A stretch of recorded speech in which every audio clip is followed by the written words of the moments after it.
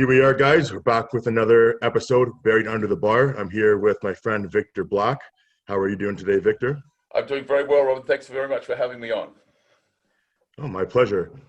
Today, we're going to be kind of talking about whatever we feel like, right? I suppose it's going to be a free-flowing conversation. So, cool.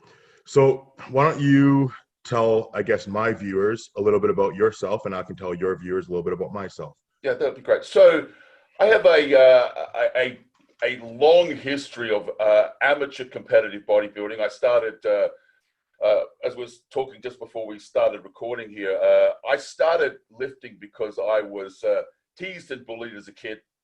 I wasn't happy with my physical appearance, and so I decided that self-improvement, for want of a better word, was a pathway to ease that pain in my life, and began the process then, I suppose, of lifting quite young, like really 14, 15 years old as a teenager, trying to look normal is all I wanted to do. The last thing I had in my mind when it began was ever wanting to compete. And I trained naturally for a very long time. I trained for probably 20 years and competed as a natural athlete for about 20 years. Literally got to the point whereby, that you reach a point when, as a natural athlete, the progress is slow, so slow that you could basically say you are, for all intents and purposes, permanently stalled. And at that point in time, I made a decision to begin the process of enhancement, and I've really been training as an enhanced trainer ever since. I still compete today. I'm 53 years old, and I compete in the over 50s master class. Last year, 2019, I competed in the over 50s Mr. Universe competition, the federation that I compete in, and I did okay. I'm never going to win a class competition like that, simply because I don't have the genetics to beat some of the fabulous champions that are present in that class today and over the 50s. But I certainly have a great passion for competition and a great love for the sport. That's amazing. And like we were just talking about before we started this, I have a very similar backstory, coming from a high school experience that was horrible for me, being bullied, feeling like an outcast, eventually turning into an eating disorder. The eating disorder developed to a point where I would basically run for 3-4 hours, basically until I would collapse. And that was kind of how I would binge. And then I would go back and forth between actually throwing up and running. Obviously not a healthy way to go. I ended up getting to a point where I just remember thinking to myself, this is either going to kill me or it's going to do some horrible type of internal damage. I'm going to have to take care of this. And I was so scared at the time that anyone else would know about my eating disorder. I was like, I need to deal with this myself. I don't want anyone else to help me with this. And I started looking on the internet how to deal with, this nutrition problem. And I eventually found bodybuilding.com, which, I absorbed absolutely everything that I could possibly read online. I ended up meeting 2 bodybuilders that I actually worked for at a Wimpy's restaurant in my hometown. And they kind of took me under their wing. They would feed me. They'd let me eat whatever I want in the restaurant. And they gave me the Arnold Encyclopedia of Bodybuilding. Mm-hmm. So I read that thing cover to cover. more than once, I'm sure. That's right. Yeah. And as soon as I finished reading that book, I was like, I want to look like that. I want to compete. I want to be the best. I want to be a professional bodybuilder. And kind of here we are 10 years later. That's remarkable. The number of men that I meet that share a similar story is truly remarkable. I mean, you just hark back to the Lou Ferrigno story. I'm sure some of the younger people don't know, but Lou had a hearing disorder. So he and was always teased and bullied as a kid. And I've just heard hundreds and hundreds of men relate a similar story of something that made them different to other kids when they're growing up, made them stand out, and eventually they found themselves in our tribe, as it were. So it's certainly something that people often share common ground on. I agree, yeah. And do you have any theories about that? Do you have a theory as to why a type of disadvantage would turn into this, obsessive mindset? Yeah, I think there's probably, like most things, it's probably multifactorial. I think that to some extent, this is not a team sport. I don't think you can be terribly successful in this business truly on your own. You need to have people behind the scenes that are willing to support you. But it's not like playing, rugby or cricket or soccer where, like you're in a team thing. And I think that lends itself to people with a particular type of personality, and people that are a little bit obsessive compulsive, perhaps, because I think, very often in this business, people talk about genetics a lot and the impact that genetics has on outcomes. And I completely agree. This is ultimately a game of genetics. But one of the things I find interesting that people don't talk about is your capacity, your tolerance for repetition, and just going through the same steps over and over and over again, looking for small incremental improvements. So I think I would say it's multifactorial, but very much, we tend not to be team players, guys. And there'd be a little bit loners and people that stand by themselves, a lone wolf kind of, maybe a little bit more than someone that's captain of the cricket team or captain of the soccer team. Yeah, no, I definitely agree with that. I always wanted to do team sports, and I didn't get into them. And when I found bodybuilding, it was like, oh, here's my new love. And Yep. Fortunately, it's not died off yet. So I'm going to continue competing, and I'm going to continue pursuing this until it comes time that I don't love this anymore. But for now, we're deep right now. So how long have you been competing, Robin? I actually started really young. So my first show was only 1 year after I started training. Wow. Okay. Yeah. And it's funny because when I did that show, I didn't necessarily feel like I was ready. I wasn't actually the one that decided to do the show. It was another friend of mine who had a little bit more experience with the training already. I was 17 years old. I started training on my 16th birthday. And it was a friend of mine who said, here's the show, UFE Spring Bash, in close, to where we lived. And they had a $500 prize for all the class winners. So I was like, great, this is awesome. This is, I wanted to compete, and I said, okay, let's do it. So I started prepping for it. I hired a trainer at Good Life, Vincent Walters, who was an amazing coach, a first coach for me. He really took me under his wing. He went above and beyond, even, bringing me to his house so that we could do posing sessions, even though I wasn't paying him for that kind of stuff. And it was just an amazing experience. And the funny thing about that show was I ended up winning that show. The friend who wanted to do that show ended up dropping out of that show. And the funniest thing about that show was when I won that show, I went to, whoever was giving out the prize money. And I said, hey, okay, I'm the first place junior winner. And they said, okay, great. Congratulations. But you don't get any money. You're a junior. All the classes get $500 except for the juniors. So, I guess that was kind of the point where I realized that I'm not going to be doing this for money. I'm going to be doing this because I love it. And, it's never been about the money for me. So even though I was a little bit disappointed at the time, I was over the moon with the fact that this is something that I felt like I was good at.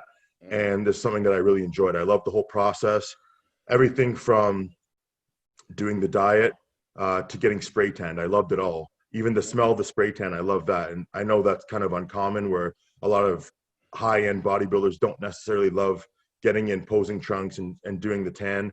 It's not that I love wearing posing trunks and getting the tan, but it's part of the experience.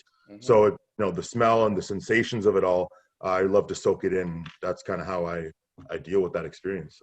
Awesome. And how many shows and how many years ago was that? When was your first competition? How many years back was that? So that would, I'm 27 now. So 10 years ago was my first show. And I did a show every single year since that, except for 2015 and this year. Okay. So I've done, I've done probably about 10 shows. A couple of years I did 2 shows as well. So yeah, I've done about 10 shows now. And you started naturally training, competing naturally, and then moved to Enhanced, so you came straight out the gate? Yeah, so my first 4 years of training, I was natural. Sorry. Hey. I've got 3 Chihuahuas. So they don't sound terribly big, though. No, they're not super big, but they're very ferocious, as you can hear. Feisty. Sorry, I cut you off there. So what was I saying? So I started my first show 10 years ago, competed every year except for 2015 and this year. And I don't remember where we're going after that. I was asking you about your movement, your move from natural training to enhanced? Did you come straight out the gate into enhancement, or what was the story there? So I started out natural and I trained natural for 4 years. Mm-hmm. So I kind of worked my way up through the Canadian bodybuilding ranks, starting in the juniors, in the regionals. So we would kind of go regional, provincial, national level, Mm-hmm. which is different now. And once I got to the point where I was at that national level, that's when I decided, okay, I want to get on the juice and I want to kind of push this as far as I possibly can. Mm-hmm. Maybe it was a little bit too early. I was only 20 years old. I was very naive at the time, Mm-hmm. made a lot of mistakes along the way, but there's not much you can change about the past. All you can really do is learn from it. And that's another one of the reasons why I like to teach guys who are coming into the sport, who want to use gear. They're young, they're very ambitious, that, taking your time is probably the best way to go. Mm-hmm. But then again, everybody has their own timelines. So I agree. It's a very personal choice.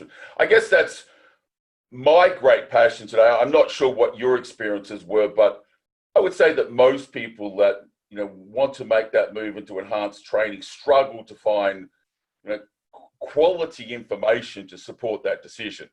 What to do when, how to manage side effects, what to expect, the good, the bad, the ugly, as it were, because I personally, came up at a point where there really was very, very limited information. This is like pre-internet almost, like back in the days of early bulletin boards and early forums and discussion groups and things like that. And of course, the quality of the information was not fabulous at the time. And I would hesitate to say that it's improved tremendously since then, because of obviously, the rise of social media. Very, very much a double-edged sword in so much as everybody's an expert. Everybody has an opinion, and everybody's sharing their opinion freely on social media, which is a good thing. But it does make it very challenging for people starting out, because they don't really have the filters yet. They haven't developed the filters to be able to say, yeah, yes, I agree, or that's not correct. So. Yeah, I mean, I agree with you in some aspects of that, but I really dislike the information that's being put out there on the internet currently. I think it's bad for the sport. That's obviously just my own opinion, but I think because we have the ability to talk so freely about it, there's almost too much information. So if I'm someone who's naive, like I'm thinking about myself when I was 16, 17, if I'm going out there looking for information and I stumble across, not going to name names, but people on the internet who almost boast about the amount of drugs they use, or they like to discuss what pros are using without really knowing, facts about what they're actually using.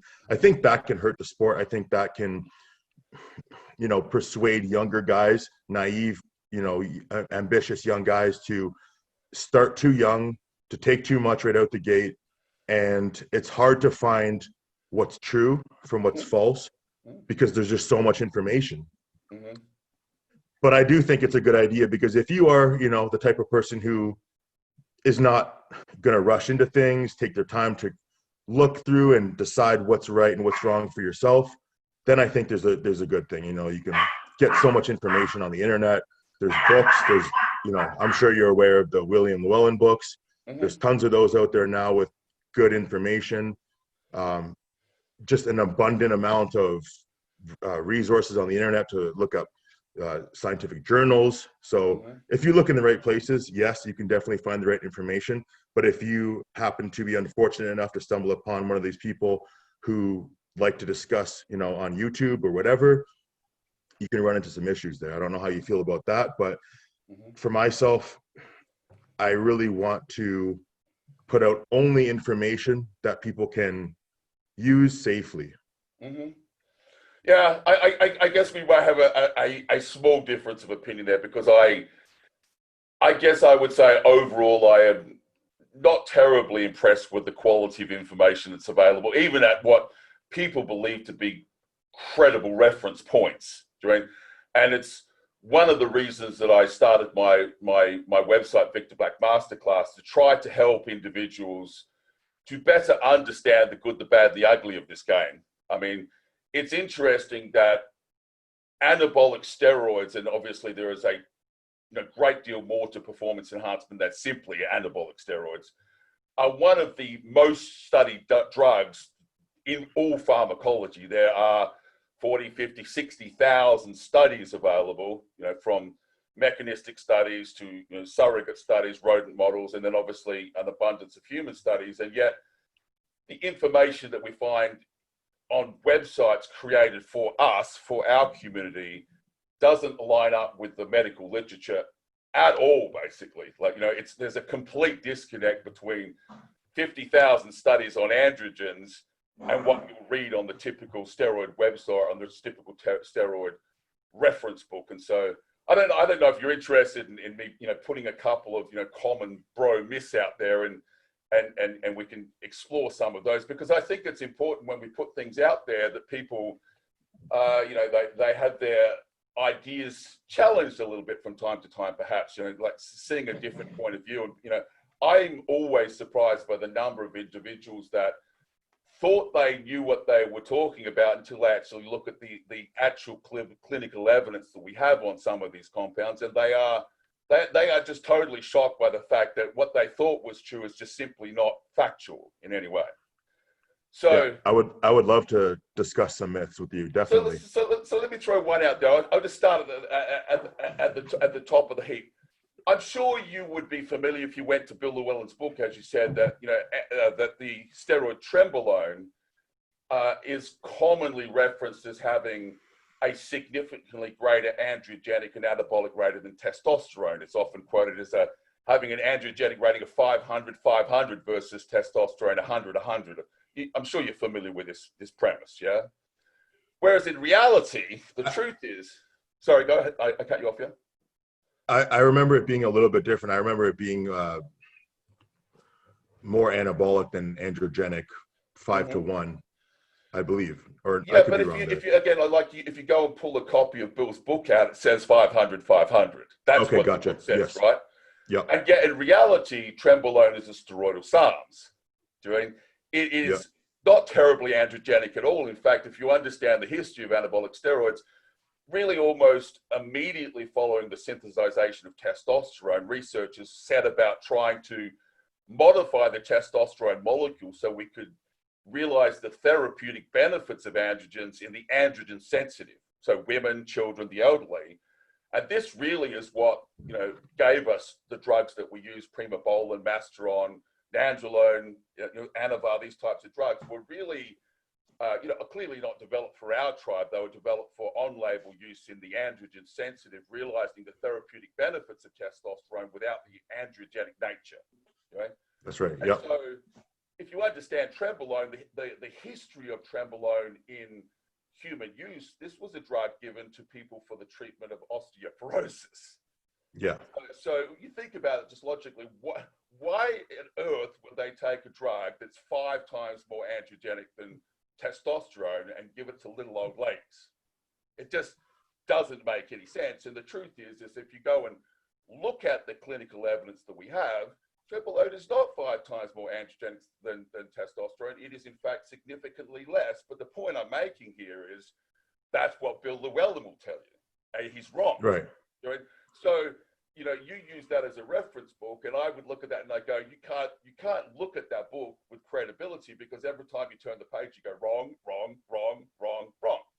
And obviously, Bill doesn't like me pointing this out, but as I said, I encourage anyone to go and get a copy of his book and look and see what it says, and then go and look at the Hirschberger assays on these compounds and look and see what they say.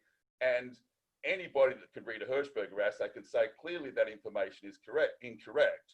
And so if we start there and you start working your way down the list, most of the information that is common knowledge in our tribe is simply incorrect. It's not factual.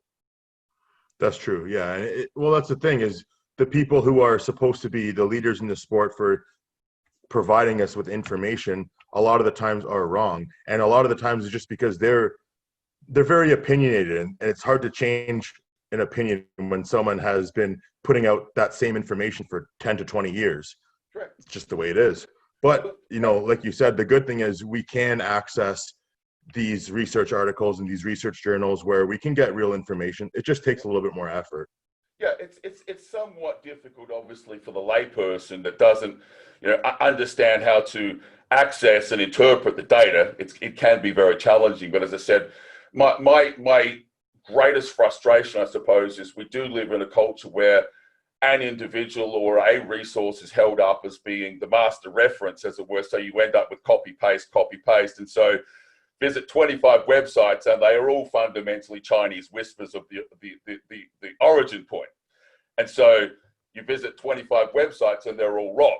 Doing another simple example, perhaps, is most people would say, boldenone is a drug that's very common in our tribe. It's very well respected in our tribe, but the reality is that in the late 60s, boldenone was evaluated for human use.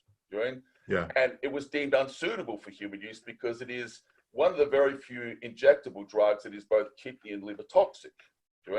So Yep. it's never been approved for human use for a very real reason.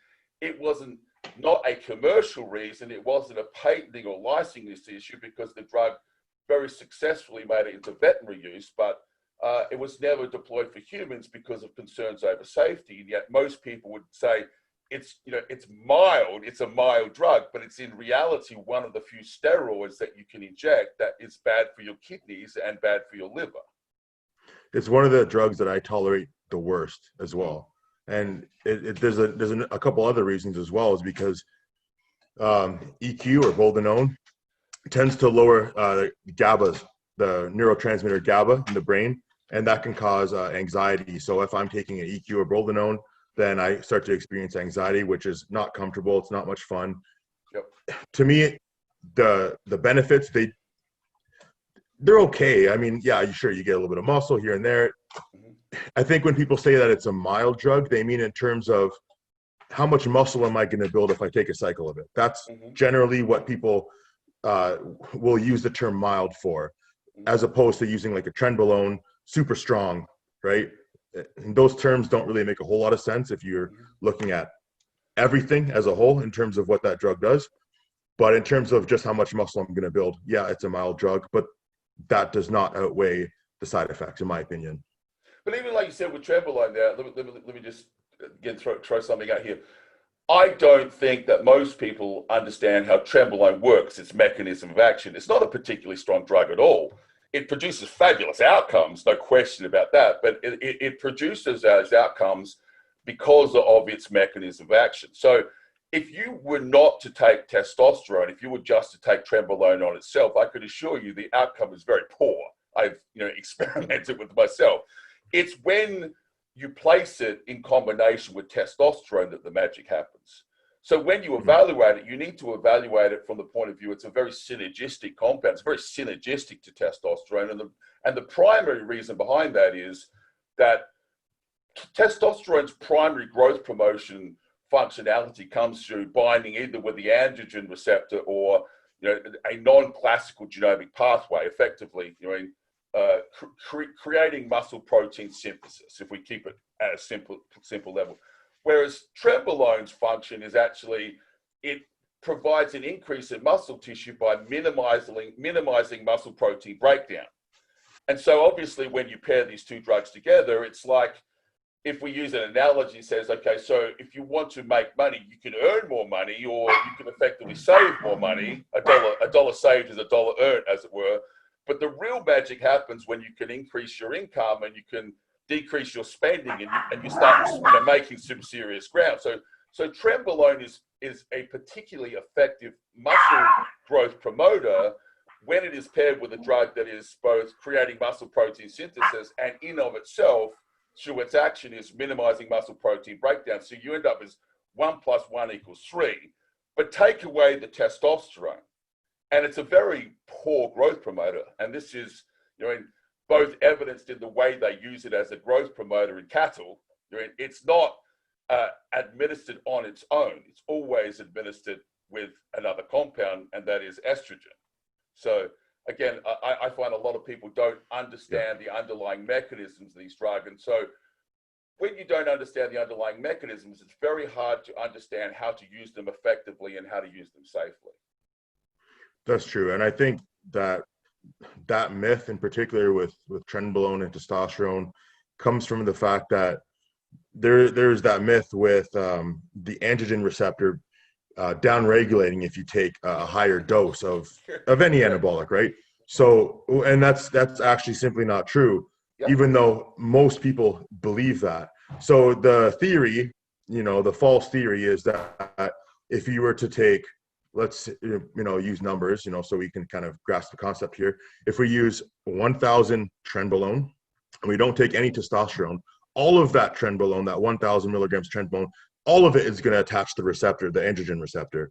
But if we took 1,000 trenbolone and 500 testosterone, only 750 of that trenbolone would attach to that receptor because it would be competing and down regulating, which is not true, of course, as we know that now. But I agree that, trenbolone, amazing drug, should not be used on its own. Testosterone should always pretty much be in a cycle. Yeah. Yep. Yeah, so even the side effects associated with trenbolone, a lot of people, point to the aggression that can accompany its use and point to the night sweats. Of course, we're all familiar with the night sweats you get. People don't seem to understand why these things happen. It just, they very often will associate it, simply say, look, it's such a potent androgen that, it causes these effects. And that, of course, that's simply not correct. So it's affinity for the progesterone receptor is what's really underlying many of trenbolone's, consequences or adverse events, as it were, that associated. So even the sweating, a lot of people don't understand the reason that trenbolone causes you to sweat at night is because of its affinity with the progesterone receptor. And the reason that you have a lot of aggression that seems to present itself is association with the progesterone receptor. So, of course, pregnenolone, right, is a drug that is, creates very positive mood outcomes, but synthetic progestins don't have the same effect. They tend to have very negative consequences on cognitive function. And trenbolone has to be considered as a synthetic progestin. And so, as I said, a lot of people say, well, trenbolone is such a strong androgen, it causes this, and this outcome. But in reality, that's not even the target. That's not what even causing it. Its interaction with the progestin receptor is what's underlying those effects. And is it true that it also plays a role on dopamine as well? Yeah. So that's a somewhat controversial subject. I don't think the challenge, of course, whenever we talk about compounds that are not well studied in humans, right, is there is a degree of a hypothesis, a degree of speculation and opinion sort of thing, as opposed to hard clinical evidence. But that is my opinion as well. Yes, correct. I'm open to and I'm happy to people to refute that, because we simply don't have the clinical evidence, in my opinion, to say these are hard facts. This is to some degree a hypothesis. Yes. Yeah, we're looking at mostly anecdotal evidence for that one. Yeah, well, correct. We just don't have human clinical studies to reference here. And we probably won't. It's highly unlikely we will ever have the studies that we need to answer that question definitively. Agreed. So another myth talking about, different compounds. Most people think that, again, with the androgen receptor, if you have too many different compounds, you're only going to be getting a little bit of the benefit from each one. Is this true or not? I would say that whilst it is in theory possible to create a saturation point for androgen receptors, the doses that you would have to take would be truly eye-watering. So one of the, as someone that's interested in longevity in the sport, I'm very mindful of the fact, I always say to people, look, if you want to drag your ass on the Olympus stage, I'm not your guy, because I have a very moderate approach to the use of performance-enhancing drugs. And fundamentally, my strategy says, look, there are 6 or 7, hypertrophic pathways that we can modulate in 2020. It's not 1970. We have a variety of compounds that we can choose. And I would rather see someone, taking a moderate approach to activating or modulating each of these individual pathways, and we could talk about what they are if you like, but rather than getting out a 20-pound sledgehammer and smashing on the androgen receptor, as it were, you can get a a similar outcome with much more moderate doses of a number of different synergistic and complementary compounds. And again, that's typically not the way our tribe works. I would argue that if someone said to me, so can you describe the safest possible cycle that someone could expose themselves to over a multi-year time frame, I would argue that it is something just outside of physiological range in terms of androgens, just a small margin, and some growth hormone, and some metformin, and some insulin, and. So you may well end up with 6, 7, 8, 9, 10 different drugs on the table, each one of them having a different mechanism of action, but none of those drugs, potentially have to be even significantly outside of clinical therapeutic, dosages to realize a very, a very significant outcome. Obviously, that outcome is not going to let you, walk around at 300 pounds, but I'm talking about, for most people that are interested in these compounds, they don't need to take anywhere near that amount of androgen that you would even contemplate being even close to a saturation point. It is a theoretically possible thing, I agree, but let's just hypothetically say you were saying, somewhere around 20 milligrams per kilogram of body weight of androgens. That's not even close to a saturation point, in my opinion. Not even remotely close. Right. So, and anyone that doesn't get that connection, what that would mean for 100 kilogram man, that would be 2,000 milligrams a week. Not even close. Yeah. Now, out of those, 7 to 10 compounds that you mentioned, which ones would you choose? So I would say, obviously, I think everybody should start with a baseline of testosterone, because ultimately estrogen is our great friend. Many of the protective effects of estrogen are what allow us to use these androgens with minimal impact on our health. So estrogen is good for your brain, it is good for your gains, it's good for the bedroom, it's good for your heart. It is generally considered to be a protective compound, estrogen. Yeah. For your bones as well. Yeah, just across the board. It's not something, unfortunately, it has like so many things, it has a bad rap, and guys overuse, AIs, and, they want to crush estrogen. And I try to explain, look, activation of the estrogen receptor is a hypertrophic pathway in its own right. So, by crushing your estrogen, you're effectively crushing your gains. It's one of the worst things you can do, in my opinion, both in terms of safety profiling, but even performance outcomes by using these compounds. So I would say everyone should start with a testosterone base. There are people out there that argue, well, what about debol? But you have to understand that ultimately debol does have a degree of liver toxicity attached to it. And I don't see it as a viable long-term replacement for testosterone. So debol was never intended to be used with testosterone. It was always intended to be taken on its own, as it's one of the few performance-enhancing compounds that was designed to replace testosterone in athletes. And of course, so then you'd go, well, why would you use testosterone and debol together? It's kind of like you make a choice between one or the other, in my opinion. You pick one, but if it's looking at safer long-term use, why would you pick the drug that's liver toxic, or why would you pick the drug that is going to suppress HDL cholesterol levels, when you have something that you could use that has at moderate levels protective effects in many regards, and neither one of those two problems, at least, it's not that it's problem free, but it's it doesn't contain liver toxicity, and it doesn't suppress HDL cholesterol significantly at moderate range. So if we said, okay, so a testosterone base, and then potentially a compound that is going to work on muscle protein breakdown, so the minimization of muscle protein breakdown on a preferential basis, which would directly point to something like trenbolone, but you don't need to use large doses of trenbolone to realize that effect. So if all you're trying to do is minimize muscle protein breakdown, and then use a growth promoter to do the lion's share of the work, insulin falls into that category, where it's an anti-catabolic agent. Trenbolone would consider to be an anti-catabolic agent. Clenbuterol has anti-catabolic properties. So something in that spirit of a drug that minimizes muscle protein breakdown. Then you would obviously look at the IGF-1 insulin discussion. and obviously the recombinant human growth hormone discussion, potentially a catalyst, something like injectable L-carnitine. I think this is a not well understood topic in our space.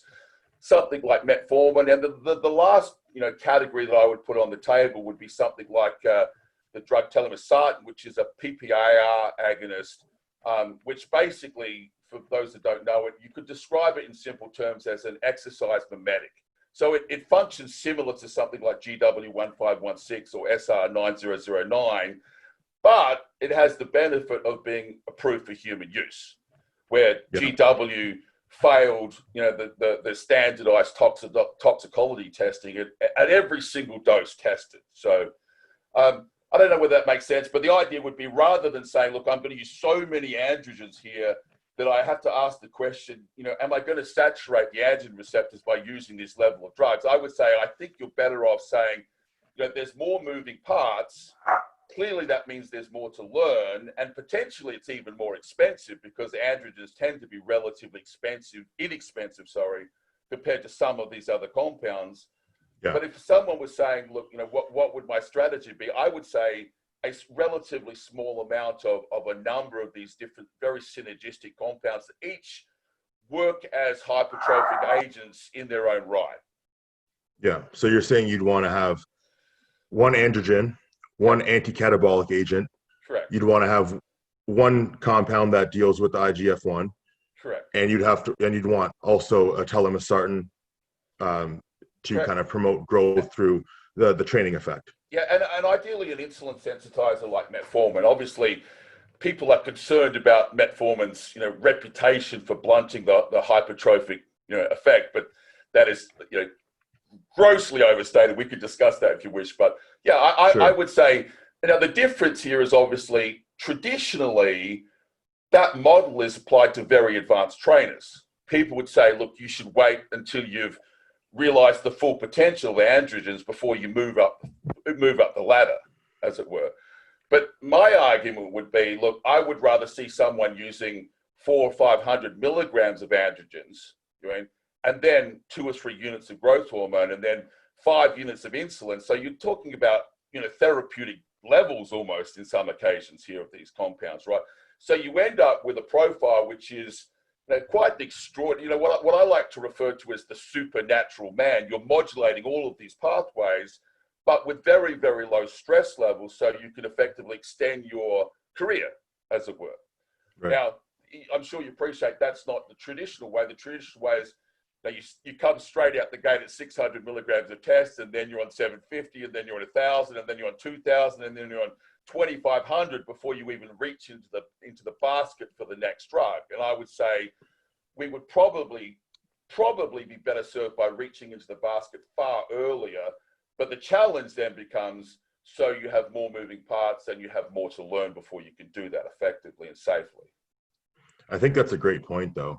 And also, to your other point, that you didn't mention taking any anti-estrogens.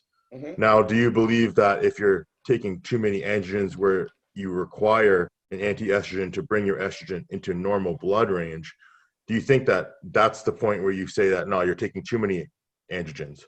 You shouldn't need to take an anti-estrogen. So I would argue that if I can explain the model that I would suggest, I would say that guys should start off at, say, 2 milligrams per kilogram of testosterone and slowly titrate the dose up until they discover how much testosterone that they can tolerate as a genetically unique individual without needing DHT blockers and without needing anti-estrogens. Now, when you discover what that point is, you simply start with a new drug that doesn't bring more estrogen or more DHT to the table, something like primobolan or masteron or another growth promoter that fits into that class. And then ultimately you could be walking around at 10, 12, 15 milligrams per kilogram, 1,000, 1,200, 1,500 milligrams of androgens without the need to even touch an AI. It's just not there because you're using testosterone up to your personal threshold, and then whatever else you put on the table simply doesn't add to the problem.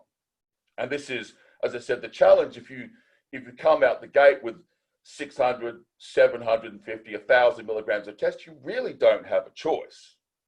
You know? Most people are going to need some type of estrogen modulation at that point.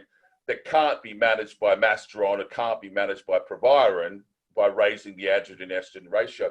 And of course, the challenge with AIs is, they're just all round not a good idea for long-term exposure. They're just a list of reasons why you should not use an AI is growing daily. And fortunately, most people are starting to wrap their heads around that and starting to rethink the strategy, saying, you know what, maybe I just need to design my cycle so I simply don't need one, because you most certainly can design a cycle that says, I don't need an AI. I think that would be the best way to go about it. Agreed. In my opinion. And you mentioned metformin. Now, do you disagree that it would be better to use a natural drug like berberine, which has been scientifically proven to be as effective as metformin without certain issues like, GI distress and things like that? I think they produce somewhat similar outcomes, and that I agree that the clinical evidence supports. Ideally, I mean, the best evidence I've seen is there's an argument to use a little bit of both, because they don't work under exactly the same mechanism. Yeah. So if someone said to me, what's the ideal? I would argue maybe you should use a little bit of both, right? Gotcha. But I guess the point I was making about metformin, a lot of people will, walk around saying, oh, it blunts hypertrophy. What people need to understand is that's absolutely true. It's 100% true. So if you take a natural man and you give him metformin, you can expect two things to happen. One is his testosterone will be lowered. It lowers testosterone levels. Mm-hmm. And two is consequential to his serum insulin levels being lowered, you would expect a lowering of growth factors. Do you know? So these two things are going to lead to some blunting of hypertrophy. Yes, of course. And there is, a couple of studies that show this to be true, particularly in the anabolically resistant. There's one study that people are talking about at the moment in 80-year-old men, and I completely agree.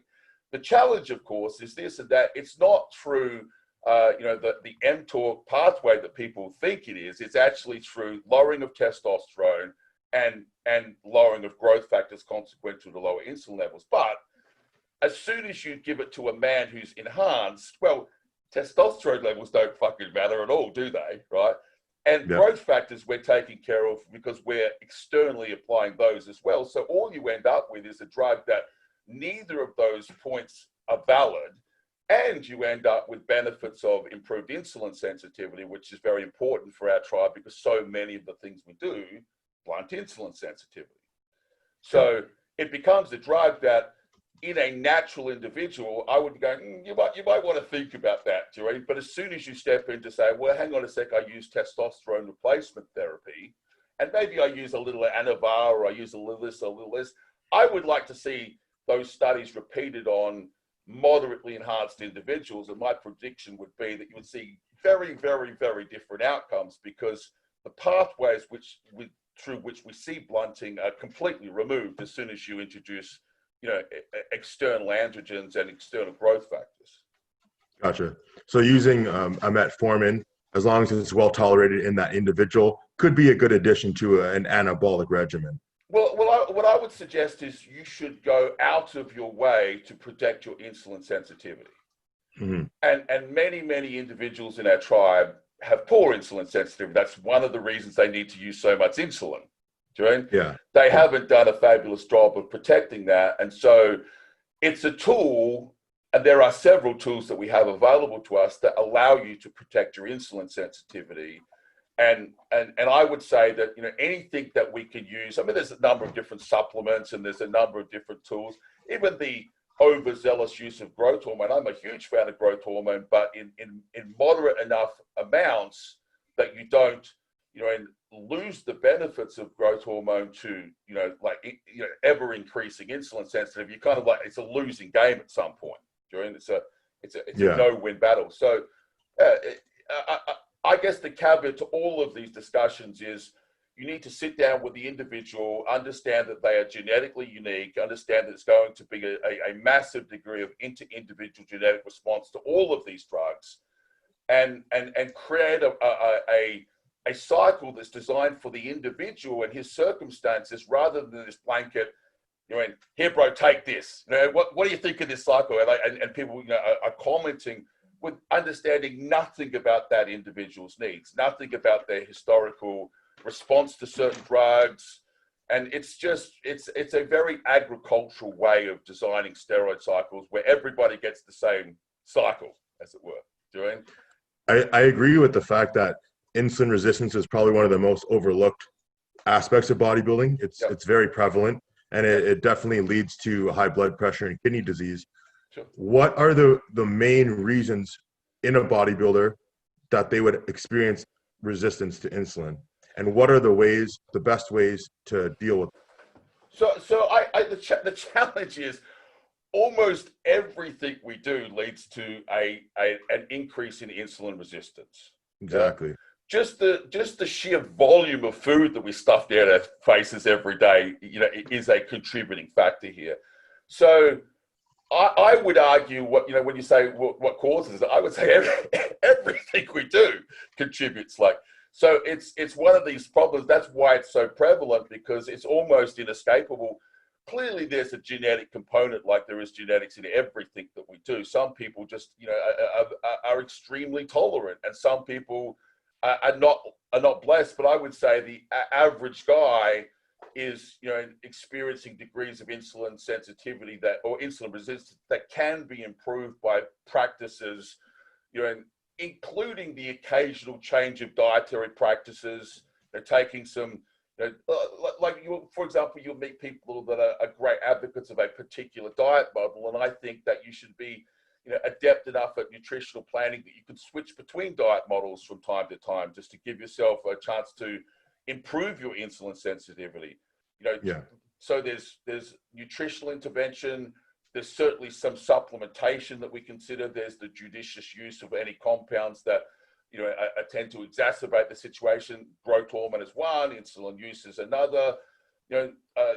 So I would say, again, the answer is it's multifactorial, and each individual needs to basically have the tools and the skill sets to be able to protect that. But that begins, in my opinion, with even monitoring for it. Most guys that I know are not diligently monitoring blood glucose levels to even make themselves aware of it. Yes, they tend to get an A1C reading with their 12 weekly blood work, if they get their 12 weekly blood work. But we can be more diligent than that. We should, in my opinion, be looking at fasted levels of blood glucose literally on a weekly basis, staying on top of it.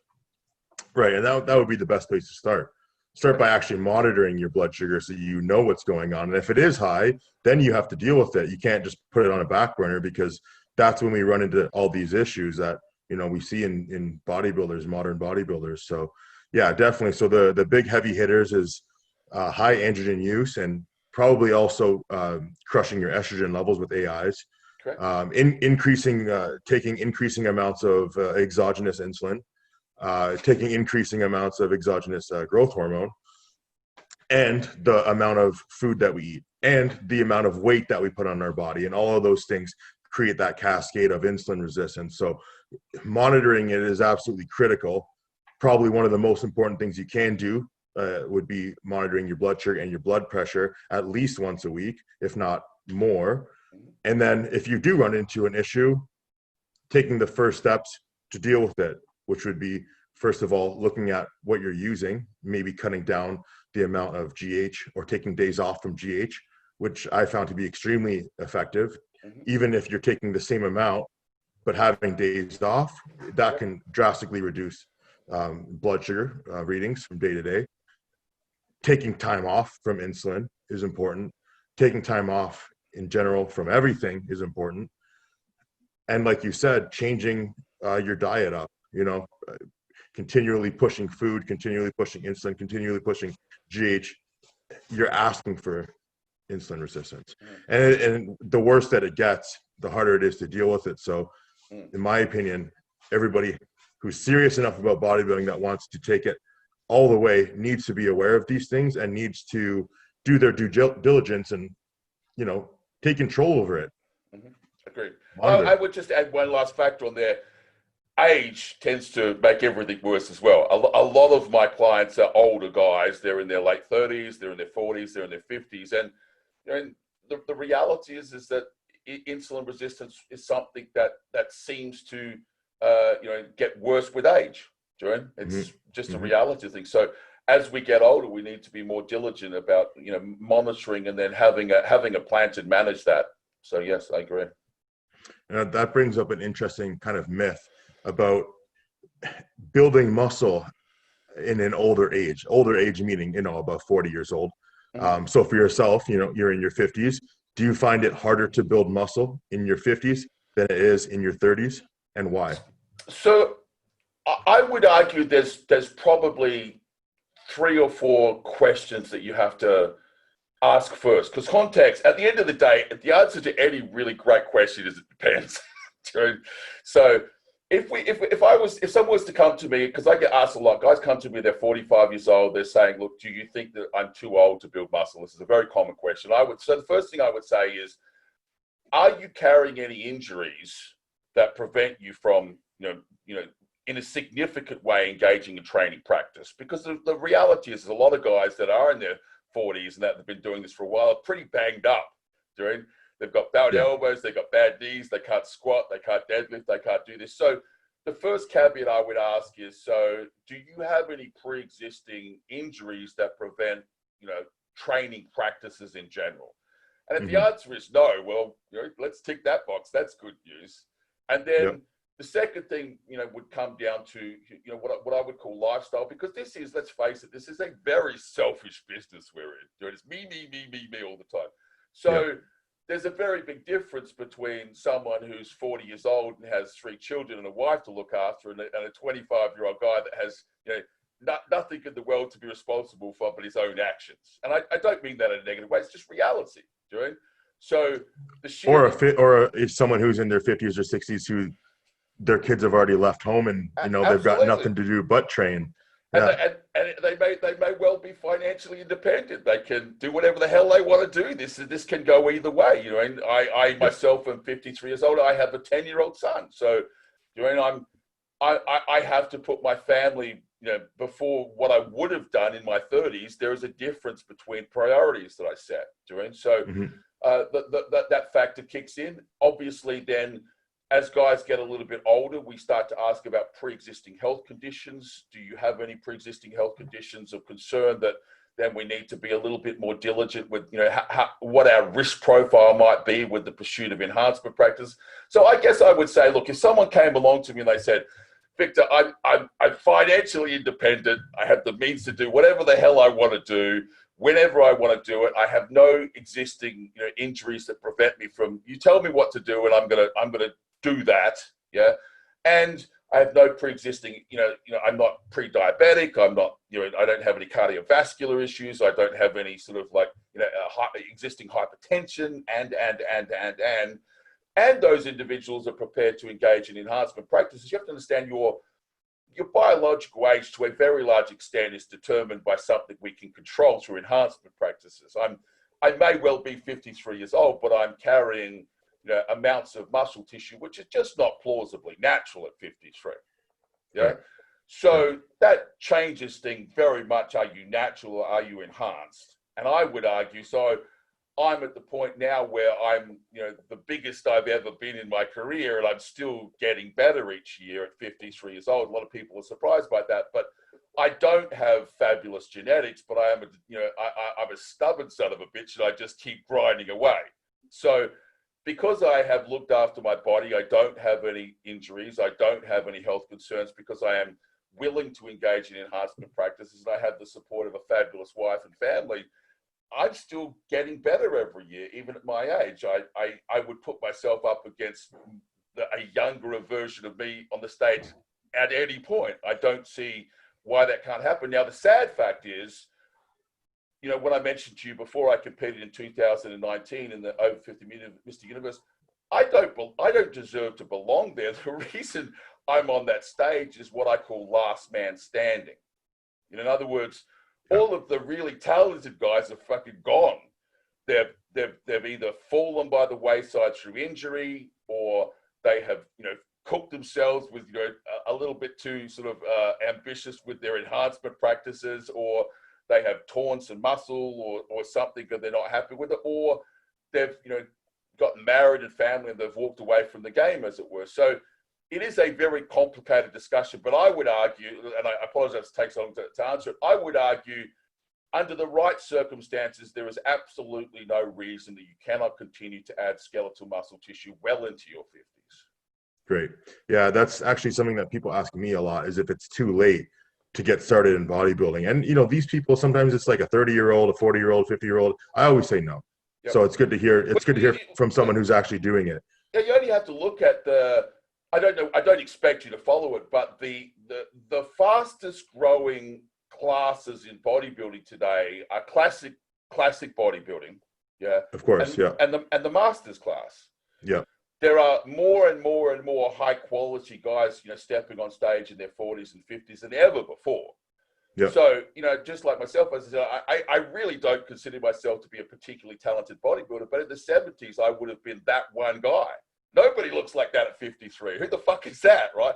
But today, I'm just average because the number of guys that are getting into this game later in their years, I think that's fabulous. I think it's one of, along with classic bodybuilding, masters class is one of the fastest growing classes in the game. Mm-hmm. For women too. Absolutely. Over 40s, over 50s women. Absolutely. Yep. I'm curious why you say that you don't have good genetics. What makes you say that? I believe that genetics is a very complicated discussion, but I have no problem building tissue mass, and I have a horrible frame. So when I mentioned to you before I was teased and bullied as a kid, I shit you not, I have a XXL head, like a 63, 64 centimeter head around the top, right? So what I mean by that is I have 20.5-inch arms. I'm like a reasonable kind of size. I stand on stage at 230 pounds roughly, and I'm 5'11". But you need to have the right frame, right? Okay. So if you have a large head, like for one of the things I mentioned in a post recently on Facebook was Sergio Olivier had arms the same size as mine, but his head was the size of his arms. Do you know? So that illusion that frame creates is phenomenal. I mean, people remarked that Sergio Olivier he looked like a freak. He had the tiniest head in the world, but this created of mass, right? So I look at myself and say, and I can understand people are going to say, oh, that's a terrible comparison, but I think it's factual. I'm 5'11". I stand on stage at 230 pounds. I'm leaner on stage than Arnold ever was in his prime. And yet I look like dog shit compared to him. But the reason isn't the amount of skeletal muscle mass I hold, it's I don't have the right frame. You need to have a small head and small bones and small joints and a relatively small waist and nice wide clavicles. And if you have that frame, you can pack on, 30 or 40 or 50 pounds of muscle and look absolutely fabulous. But I would need, in order to create that illusion, to be walking around at 300 pounds because I just have the wrong frame for it. I have no problem building muscle, and I often relate to people. I probably have very nearly the perfect genetics for powerlifting or strongman. I have such big joints. I've never been injured in my life. I have no injuries. And part of the reason I put that down to is genetics. I have the right architecture to not get hurt. Yeah. And that's the interesting thing here is if someone said to me, why didn't you just do powerlifting? It's because I don't compete because I want to win. I compete because I have a great passion for the game. Yeah. Yeah. If winning was what drove me, I would have been a powerlifter because I probably have very nearly the perfect genetics for powerlifting. I'm not too tall. I have very big joints. I have good architecture and I can move some tonnage, but it's not what I'm passionate about. Yeah. Well, I mean, sometimes our disadvantages are advantages because in your case, maybe if you had amazing genetics, you wouldn't have spent so much time looking into the research and understanding, the mechanisms of how these things work as much. Maybe you would have relied on your genetics to the point where, you did get injured or you didn't get as far as you did. I would actually probably make the argument, and this is purely observational, that most of the coaches that I have a lot of respect for probably fall into the same category. they're certainly very capable bodybuilders, but they didn't have the genetics to take them all the way to the top. And so they tended to, get to a certain point and, throw themselves into understanding how things work and then start helping other people rather than, keep banging away themselves. I don't know whether you agree with me, but a lot of the coaches that I have a tremendous amount of respect for tend to fall in that category. At some point they competed, they just, words that was not to be, as it were. Oh yeah, I agree with you 100% on that one. Yeah. Yeah. So, but again, like I said, that disadvantage is what gives them the advantage as a coach, because they have that passion for it, and they didn't have the best genetics, so they just had to put so much time into researching and learning about how to make the best of those genetics. So when they look at an athlete who has great genetics, they already know how to apply everything, and that person just takes off. Agreed. Yeah. And this leads us back to what I was talking about, information and education. It is, in my opinion, still true today that much of what we are taught in our tribe is the legacy of the genetically gifted. And I feel I'm guilty of this myself. That, when I was growing up, if Dorian said something, it was true. That's it. End of discussion. Because I was a huge fan of Dorian, and he must know what he's talking about, right? And the reality is that he had a tremendous work ethic, just a phenomenal work ethic, and he had the right genetics. And and now looking back, some of the things he did I still agree with, and some of the things I would call into questions for the average individual. I don't mean for everybody. For the average person, that's probably not going to lead to longevity. His training method was fairly brutal. Fabulous way of building, skeletal muscle tissue. I don't think anyone's going to argue that, but maybe not conducive to a 30-year career.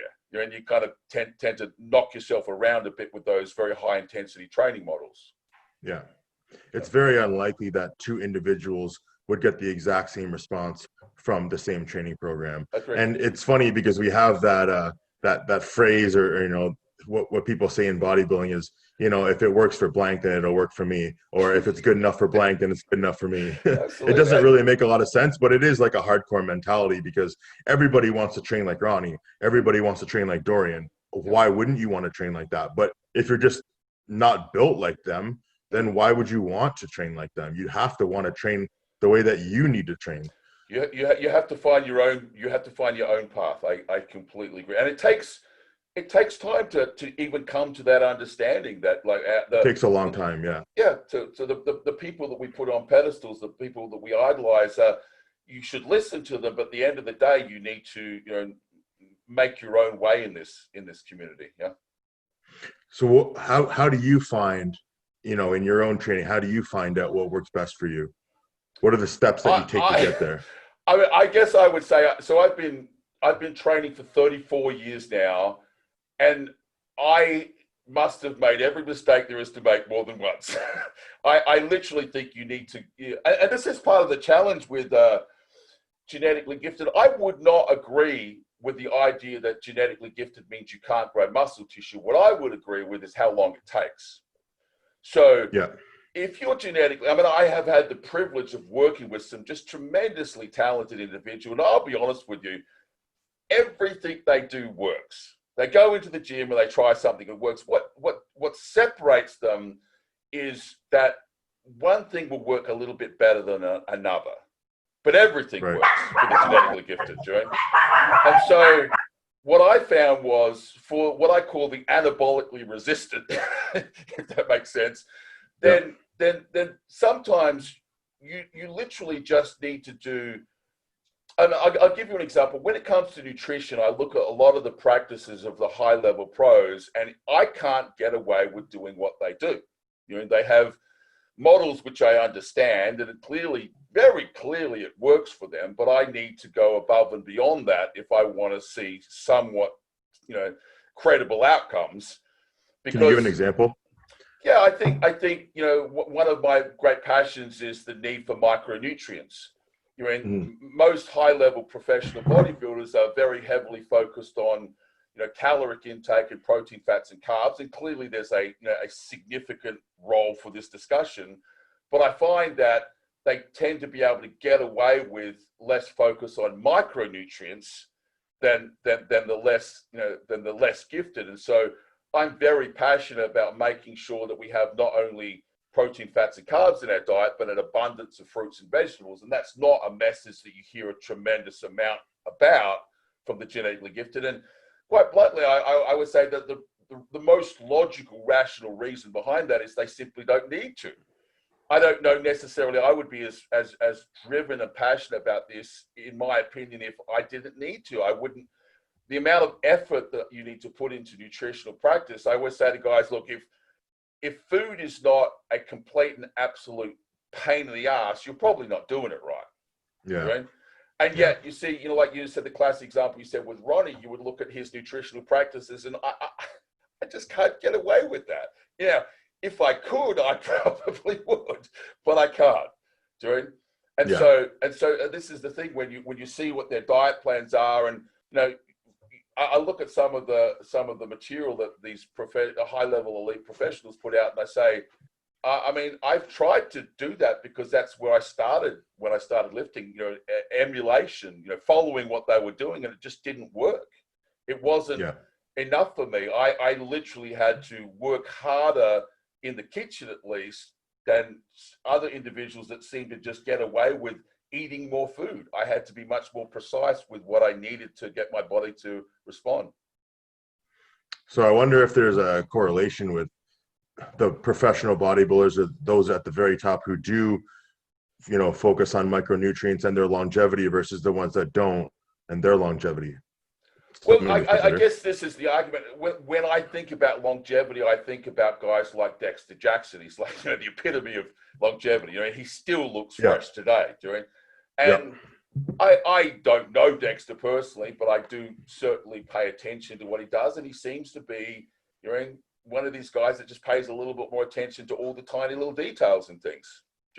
Yeah. And I think it pays dividends to those guys. And I see guys that have much shorter careers, and they tend to.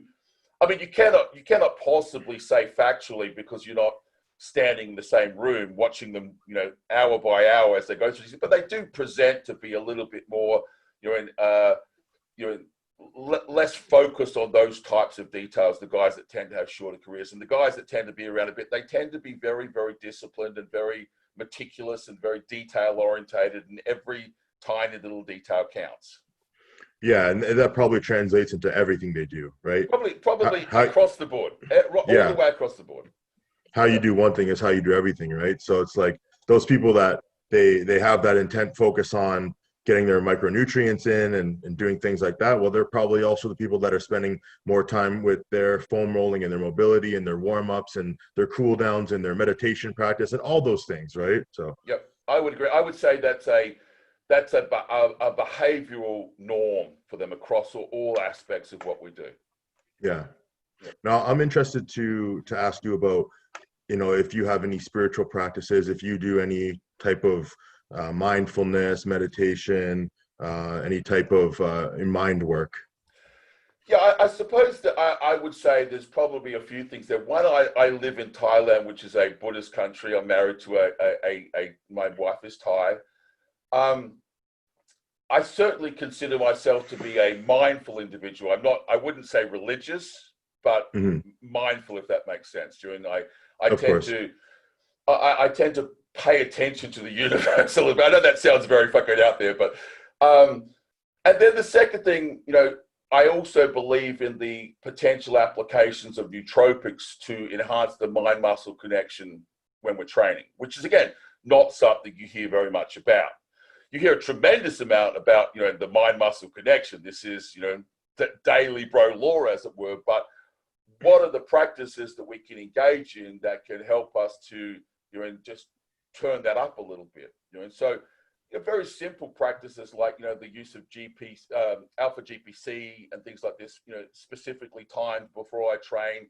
Again, not something that I see, it's not, I wouldn't say nobody I see uses it, but it's not common practice. And I'm a fan of alpha GPC. Yeah, I like that one a lot. It's very individual though, because, the role that it has on dopamine, it can be too much for some, but it can be perfect for people like you and I, apparently. So, yep. I think there's a dose response there as well. So some individuals are able to tolerate more or less. I tend to I tend to be, and this is like we talked about genetics before, even your tolerance for these compounds, there's a genetic component to everything we do. I don't have a fabulous frame, but I'm extremely robust and tolerant individual when it comes to these sorts of things. I don't suffer from anxiety. I don't suffer from, caffeine sensitivities and all these sorts of stuff. It's a strong card that I have, I get to play. It doesn't help when you're standing on the stage next to someone that has that frame, but it certainly helps in terms of getting the year after year after year outcomes in the gym. I certainly believe that it contributes. So yeah, I guess in general, I would say I tend to be very mindful. A long time ago, I used to do, martial arts, and I don't know that, it's something, again, that I feel that's talked about, but I do see that bodybuilding has a lot in common. Do you know? Mm-hmm. Yeah. And it's the mental connection with the way that we go through things. And I tend to be very present in the exercises. It's not just about moving tonnage from point A to point B. It's about, creating that connection and creating that, that sense that you're engaging the mind and the body at the same time. I know that's kind of getting off into the woo well, but it's something that I do practice, and it's something that I believe that there is value for those individuals that are interested in exploring that pathway. Yes. Yeah, I like that kind of woo-woo talk, because that's kind of where my mindset is too.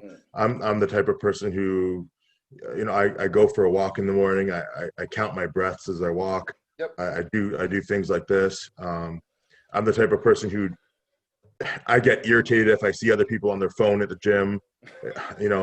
I like to meditate for 20 minutes after I train.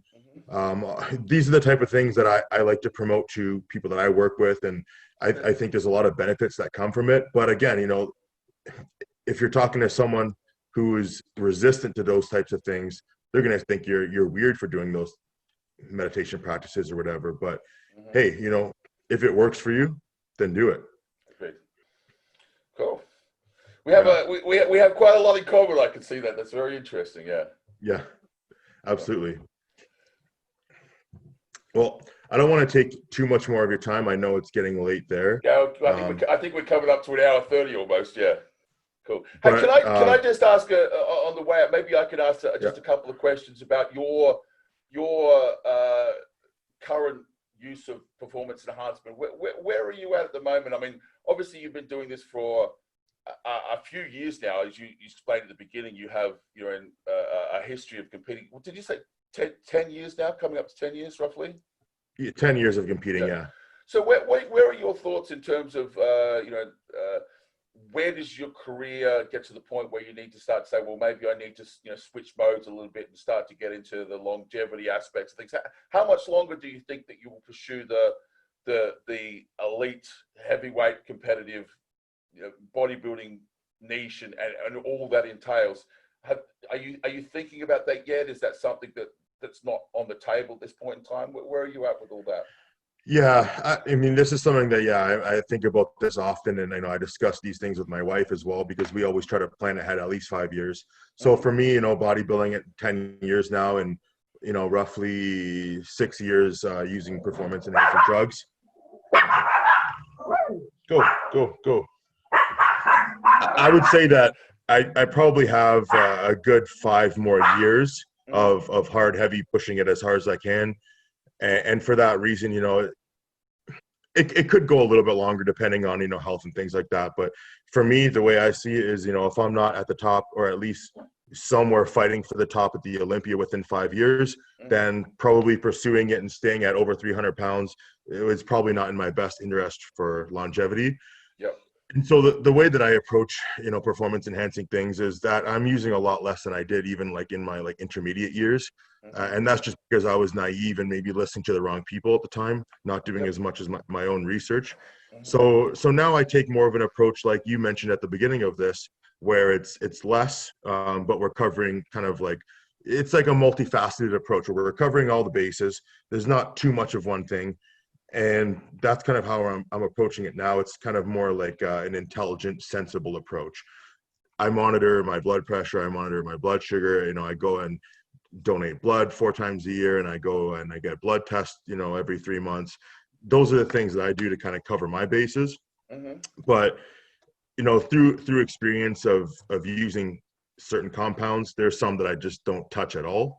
And the ones that I do, I just try to make the most out of it by, like you said, like having that synergistic effect with other things. And as we learn more and we know more and new things kind of come up, like what was that one that you mentioned before? It was one of those research chemicals that I'm not even aware of, but things like that. Kisspeptin, you mean? Not Kespeptin, but the one that would modulate the effect of training. Oh, telmisartan. That Telmisartan one. is an ARB agonist. Sorry, it's an ARB and a PPAR agonist. So it's a combination blood pressure medication and has similar effects to GW1516. Oh, got you. So that's similar to like a valsartan. Yeah, so it's valsartan is in the same class of ARB, the hypertension medications. Yeah. Yeah. So I mean, maybe I can send you some stuff. My recommendation to people is that anybody that is going to expose themselves to supraphysiological androgens over a multi-year time frame should really probably be using an ARB, but as a default position. Yeah. Yeah, I agree. Yeah. And one of the benefits of using an ARB is, there's literally a very long list of reasons why you would do it. But one of them is they actively lower hematocrit levels. So this is not widely known, but there are, there's an hour-long conversation to be had about phlebotomy, about donating blood, and it's probably not the greatest thing for us to be doing. Yeah. The least point here is that if you take an ARB, you probably don't need to, because it actually actively lowers hematocrit levels. Okay, gotcha. Yeah, so, that's good to know. Yeah. So yeah, that's basically where I am now, is trying to learn these types of things to get to the next level, and then the monotony of it as well, just staying consistent. And I pushed my weight up to 317 pounds at earlier in my off season now, and now I'm about 285, a little bit leaner, feeling a little bit healthier, performing better. So it's just a matter of looking at what my body wants to do in any given situation and playing off of that. So obviously I want to be as big as possible, but if there's certain things that my body's telling me that I can't reach at this point, I just have to take my time, be smart about it. But if I'm gonna put a broad picture over it, my goal is to at least get to the top 10 in the Olympia, pursue that for as many years as I can, and go from there. It's interesting. So obviously the question that I get asked a lot is, so guys at your level, at the elite level, the 300-pound guys, everybody's always interested in dosages. I think it's probably fair to say that the compound strategy that I kind of laid out before is not dissimilar to what you're doing now. You've just confirmed that for me. Can you just speak just quickly to typical dosages in the milligrams per kilogram type range? What sort of testosterone levels, what sort of growth hormone levels, what sort of insulin usage do you see in guys in that class, typically, guys in that 300? What would you say is typical for that class? I can speak for only myself and some of the athletes that I know that are close to me, but I do know some that are I would say top 10 Olympians. Even if they didn't place top 10, they've won shows, and I would still put them in that top 10. Sure. In terms of testosterone, I don't think it's ever really over 1,000, and for myself, it's usually between 600 and 750. Yep. And then when we're looking at, let's say we're looking at like a trenbolone, I don't think it's ever over 500, and probably more around 350. Same thing for a Masteron. NPP, EQ, DECA, things like that. They're used on an individual basis. For myself, like I said, I tend to avoid those ones. But I don't think they would ever go over maybe 600 a week. I feel like with the upper elite guys, it's more moderate than people think. I agree. That's the reason I asked you, is because I know it is, and I just wanted to get it from you, because so many people I speak to think that, oh, that's bullshit, that can't be right, and it literally is a case of, very often it's the it's the okay amateurs that are using the eye-watering doses, not the elite professionals. Exactly, you're right. And yeah, you're exactly right. So I'll tell you what I'm doing right now. Right now I'm in an off phase. I'm kind of in a detox phase. So I'm doing 150 milligrams testosterone per week. That's it. But what I just came off of, it was 600 milligrams test pro. I was doing 300 milligrams of NPP. Didn't really like it that much, but that's here nor there. And I was also doing, what else was I even doing? Oh, that's right. And I was doing Primo as well, 300 milligrams per week. And I think that was kind of like the perfect range in terms of using androgenics for getting the best bang for my buck without getting side effects. Yep. And then growth hormone, I like to do 6. I use only on training days, and that never goes up. It's always pretty much consistent. 2 I use 3 times a day. Insulin has never gone over 6 IUs of Humalog, and it's never gone over 20 IUs of Lantus per day. And that would be like between 3 and 5 times per week. With the Humalog, are you just doing that one administration a day, the 6 IU? So that would only be post-training. Yeah, the only time I've ever really liked to use it was post-training. 6 IUs, 1 administration. Yep. Peptides I use here and there, mostly as a substitute for GHU. So I would use, a GHRP or a CJC as a replacement, maybe when I'm off, like in a detox phase. I really like using TB500, BPC 157. I think those are great. At least 1 to 2 times per year. Probably 5 to 10 milligrams. That's pretty much it. It's not overly complicated. So you use PBC 157 and TB 500 even if you don't have an injury. So you're using it in a preventative capacity. Is that correct? That would be the best case scenario. But for myself, that's just when I actually. You're always got niggles. Those issues that come back. So like if it, I understand. Yeah, that's right. Yeah. So 1 to 2 times a year, it's like, okay, the elbow or the knee. Okay, well, I'm going to use those then. But in a perfect case scenario, even if I didn't experience those, I would still probably use at least the BPC 157, and then the TB 500. Well, it doesn't hurt and it's not that expensive. So I really like those compounds. And like in your case, you don't have any injuries right now. You don't have any pains. But maybe in the next couple of years they'll come. I don't know. That's just my opinion. At the end of the day, I don't like making things overly complicated. And I find that with most people, I think or at least for the upper guys, most people are kind of in around this range that I just mentioned. Any exposure to myostatin inhibition yourself?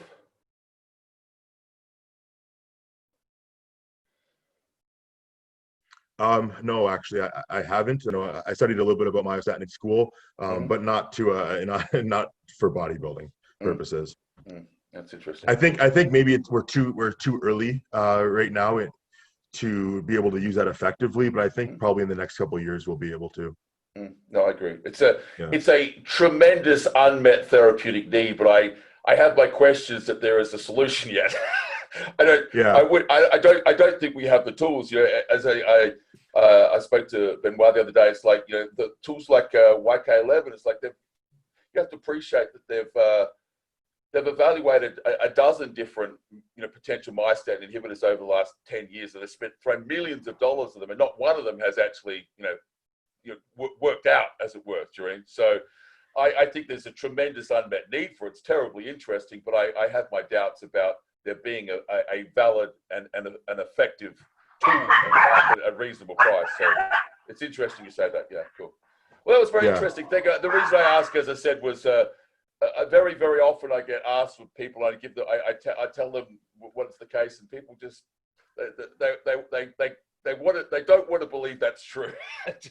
They want to believe that there's they must be busting up 3 grams of testosterone and 20 units of growth hormone and 100 units of Lantus, and I keep telling them that's like that's just not the case in my experience for the individuals that I know in that class. That's not true. Yeah.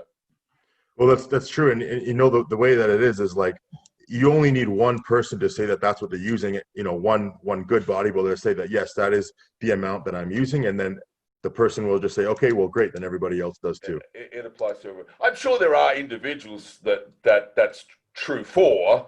It's probably a reasonable statement, but it's in my opinion, it's not typical. It's not the typical usage levels. Joe, I would say it's probably like about 10%. Yeah. Yeah, correct. Yeah. Awesome. Well, thank you so much for having me on. It was fabulous. As we said, we're at an hour and a half. That's probably more than enough for my audience and your audience as well. So I thank you so much for having me on, Robin. I apologize if I monopolized the conversation a little bit. You can tell I'm very passionate about the subject. So that was amazing. The pleasure was all mine, Victor. You know, I love learning. I'm probably more passionate about learning right now than I am about teaching, just because I'm not in the stage where I know as much as you do about these things yet. So I appreciate everything, and I had a really good time. Okay, that's awesome. Thank you very much for having me on. Thank you very much for listening, guys. Sawadee ka. All right.